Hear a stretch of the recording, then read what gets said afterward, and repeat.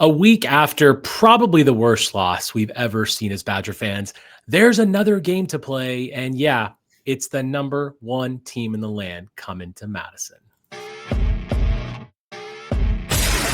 Welcome to the Bucky Report, your destination for all things Wisconsin Badgers. Authentic takes. Oh my God. Game analysis. Touchdown Badgers! Ring one up! And discussion from the fan perspective. Woo-hoo! Thanks for joining us and on Wisconsin. Welcome to the Bucky Report. We are your hosts, Rajiv and Justin, back together for a midweek episode to preview the Ohio State matchup this weekend. A game, Justin, that before the season started, we were pretty hyped. We're like, well, hey, maybe we can do something crazy. Maybe something can happen here. Right now, the discussion isn't if we'll be in the game. The discussion I was in on the Locked On Badgers Discord yesterday was how long will the Ohio State starters play? That is a pretty sad state of affairs. How are you, my friend? How have your emotions been in this toxic week for Wisconsin? I've been pretty apathetic for a while now. Maryland really did me in terms of just not caring. So I've been very logic driven kind of with my looking at the program. And I think you and I have talked offline a lot ad nauseum about it at this point. I'm very much business oriented with it, and to me it's like, don't let this drag out. You're going to kill the fan base by doing it, by letting that play out that way. So let's figure out what we need to do to move on and then move forward so that we can get some positive energy back into things. Yeah, I mean, we talked on our show on Sunday about firing him now, firing him at the end of the season. I have been very clear I would do it. I would do it yesterday. Yesterday, you mentioned to me that you're worried about recruits. Like, are you still sort of do it now or do it later? What's your take? My perspective in terms of recruiting is do it now so that whoever does come in knows what he's dealing with. I don't want to deal with a bunch of guys, and some of the guys are going to be wait and see no matter what. But I don't want to hold this out and have people sitting in the recruiting class up until the last minute, and then then when you actually let him go, then suddenly they jump ship, and now whoever comes in is like, okay, this is what I'm dealing with. I want them to have as much time as possible, and they're probably not going to be announced until that point, but I'm hoping with back channeling and everything else, if you do it early, you know who you're going to hire. Yeah, I mean, for me, I know that there's a lot of people out there that say, well, like if we fire now, we're going to lose half the roster potentially in the transfer portal right away. I just feel like I just want a change, and I want it now. And the energy around this program has been so bad all week. It's been awful. I've been on a couple different Big Ten show and Ohio State show, and I've just been like, it's awful. And everybody wants to know like what the fan base is feeling. I'm like, anger, apathy. That's what the fan base is feeling right now. And it's pretty awful. But you know what's interesting? Yeah. Because it's the type of energy that we have right now is only reserved for, I would say, probably Purdue in the last how long? Because they're one of the teams that is truly gets into the dregs of the Big Ten and is just terrible. Well, that was last year for Purdue. Last year was they're improved. The new coaches helped them. Yeah. But my point being more so, we're hitting rarefied air for most of the teams in the Big Ten. There are very few teams that get into that 2-10, 3-9 range in terms of what's likely expected of us. I mean, Indiana had it a few years ago, but even for them, that was low. Like that was them bottoming out. Mm. So I think you look at it and you're like, man, we didn't like. I don't know how you felt about it. I always felt like the floor was like a 5-7 for what based off the infrastructure that we had. For sure. And that would have been terrible too, but good Lord. I mean, we have to get over this. But nonetheless, we have a game this weekend, and it happens to be the best team in the country. No, undoubtedly the best team in the country coming to the Cole. I wish they're coming to Cole. Indiana probably has a yeah, well, coming to Camp Randall, big game. Let's talk. The Bucky Report's 3 big things. Okay, Justin, number one big key to the game here. After the first quarter of the Iowa game, we were all going crazy in the stands because what lost that game, look, we were going to lose the game anyway. Turnovers. But what really sealed it for us was the fact that we turned the ball over 3 times in the first quarter. So number one, can't make stupid mistakes and have turnovers. Look, I know that this is a really good team, and I know that they're going to absolutely destroy us. I know this. However, if I'm asking for one thing this weekend, it's can we just not beat ourselves? Can we just not have the ball off someone's helmet and intercepted, throwing the ball behind the line of scrimmage, throwing an easy interception? Like, can we dropping a ball on 4th down, penalty before the game even begins? Like, can we just not do that? I know we're not good enough to beat this team, but I sure as crap would just not like to see those plays. Maybe have us give us some kind of hope in quarter one. Like, we just can't do the stupid things, right? Yeah, I think for me, I can't even say don't. I think I'm just going to say limit. Limit, yeah. I don't believe that they won't turn the ball over once. I think, in fact, it probably will be multiple. But yeah, in order to get this right, and I know we're being somewhat tongue in cheek with this. I legitimately feel really poorly about this game. And I'll be honest, I probably don't have the best energy in terms of trying to assess it. But yeah, I don't know who you're going to start. And everyone that we've had at quarterback other than Edwards has proven that they struggle to not turn the ball over. Yeah. And that's why we just have to, and you're right. Maybe we are going to turn the ball over, but we can limit the stupid mistakes, the things that are unforced, the unforced errors. They don't need to happen. And maybe this is Luke Fickell's last game, which I'm going to ask that question at the very end of the show. But I feel like at the end of the day, if you can do one thing, man, you should be able to stop the stupid mistakes. So let's figure that out, right? Let's find a way to make that happen. Number 2, Justin, play those who are fighting. What's your take on guys who need to be actually on the field? Yeah, I agree with you. I think at this point you're just praying for anyone to show that they care. Like the energy was awful during that last game. And I don't know. Like if it really, there are people who say they didn't feel that way, but I felt like the team quit on them. Oh yeah. Like that it was pretty obvious to me that the give a crap vibe was not there at all. And I don't know, maybe the young guys getting out on the field will change some of that. But it was rough. So I watched the All-22, and the thing that I was most focused on was the defense. The offensive All-22 was just pathetic, but unwatchable. But I will say again, Dylan Jones looked really good, even on the All-22. He found holes that weren't there. He definitely cared. He found holes that weren't there, and he made plays. The O-line. Well, I'm going to get to that in a second, but I think that my point here is, if you've got guys who are giving it their all, and that's youth, and you play them. If Basin Posa and Cooper Catalano are giving it all, then you put them on the field for more snaps. Mm-hmm. You put Nick Clayton out there. You put young guys. You want to see what you got out there. If you have people that are fighting every practice, like Eugene Hilton, we saw Eugene Hilton during the game go down there and try to get the energy up on the sidelines. Put that man in there and let him play football. Just get the people who want to play, for God's sakes, just let them play. Mm-hmm. And because look, we're not winning this game. And we need to see what we have. And most importantly, I just want to see people fight. I don't want to see people quit. The All-22 on defense, buddy, there was quitting. I'm telling you, I saw people take horrible angles on tackles that were I'm not really going to give my all on that one. Mm-hmm. Some of those big runs that Iowa had in the second half, it's a joke. They literally ran by players that were staring at them. I mean, it was really bad. Mm-hmm. So yeah, and that's why I don't want to see those guys out there. If you're fighting, I want to see you play. But this also goes with playing the youth, right? Get people out there that want to fight, because at this point you have nothing to lose, and all you have to gain is your dignity back right now. And I want to see people play. I'm not saying we're going to win this game, but it would be really nice to see a fight. Yeah. All right, number 3. This kind of goes into that saying, play like you care. I was really upset watching last week's game. I think we're all really beaten down by what happened. And, you're wearing that uniform, you're wearing that W on your helmet, play like it. You know how many times, Justin, today, which today is the 10-year anniversary, or no, 15-year anniversary.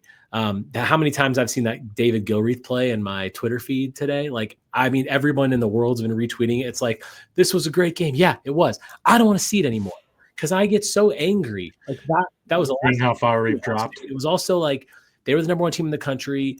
We returned the opening kickoff and we won that game. But like that Wisconsin is gone. And it's so sad. And I want these guys to play like they care. I want them to fight through the all 60 minutes. I don't want people giving up. I want the coaches to be prepared. Like, we're not going to win this, but there's a way to make this look like last week, or there's a way to make this look like Michigan. Those were two very different games that we played.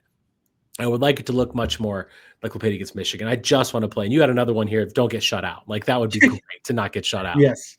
I'm really tired of seeing people not. I feel like, we've given a lot of crap to the coaches, and rightfully so. But I think some of the players need to own up to. Oh, absolutely. Right? This is all of it. It is not just on the coaches. The players clearly don't give a crap right now either. The effort level that we saw in that game was horrific. So it's across the board. Like, nothing is working right. If everyone was busting their butt in this game, it would have looked different. Let me ask you this, Justin, from an X's and O's standpoint, what is the one thing that you feel like we might be able to hang?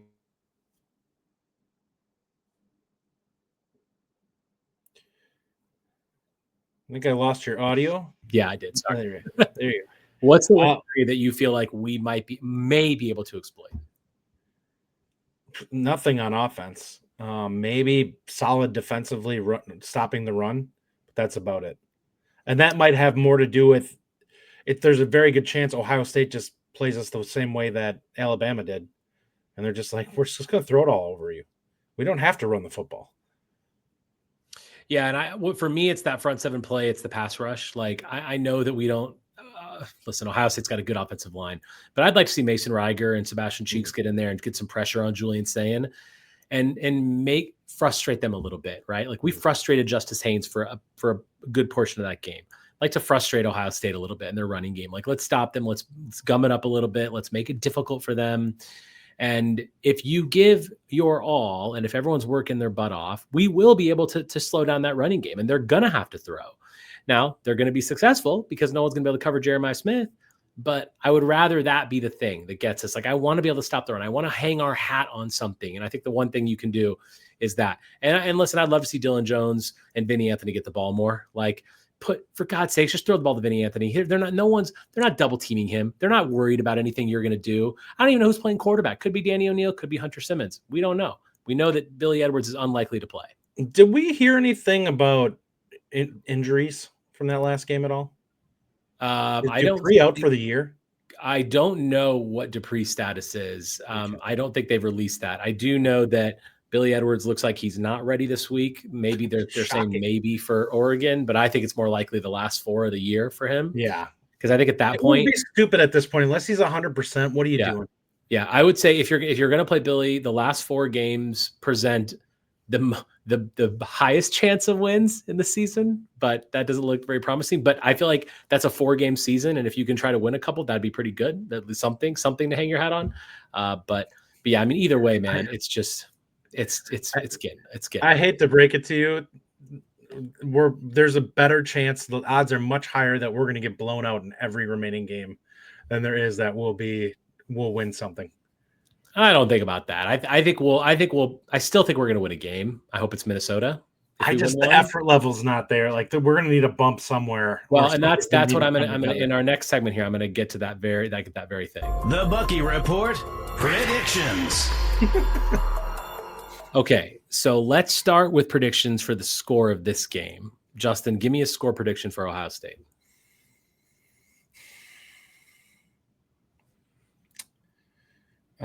Let's say 55-0. Wow. Jeez. I don't see us getting. There's a chance we don't cross midfield in this game. So well, mine's not that much different. I've called it 49-3. I think that they're gonna just score at will. They're gonna pull. My prediction for halftime is 35-0. The line is 25.5. I think that's bananas, by the way. Yeah, what are we that's talking about way here? too Is that low. the first half line? I mean, come on. 25.5. What I will say is if they get up 35 or 42 in the third They'll quarter, pull. I They'll could pull see their. them grinding clock. Well, they're going to pull their starters too because this is not a very big game for them. They've got a lot of Will it games. matter? So anyway, I say 49-3. So here's my question now, and this leads into what I was saying about the last 4 games. Your prediction right now: when will Luke Fickell lose his job? I think you and I have discussed. I think the one that probably makes the most sense is after Oregon. It could be after this game. Maybe they just figured we'll let you go out playing your alma mater, and then we're going to send you on your way. But I don't see him making it through the year. I think these are going to stack up. Like we've talked about it. We're averaging 6.7 points per game in the Big Ten. There's a real chance that could go down over the next few weeks, which I for the life of me cannot remember a team being this inept offensively in the Big Ten. Like we legitimately look like an FCS school right now. God, you're so right. It's pretty bad.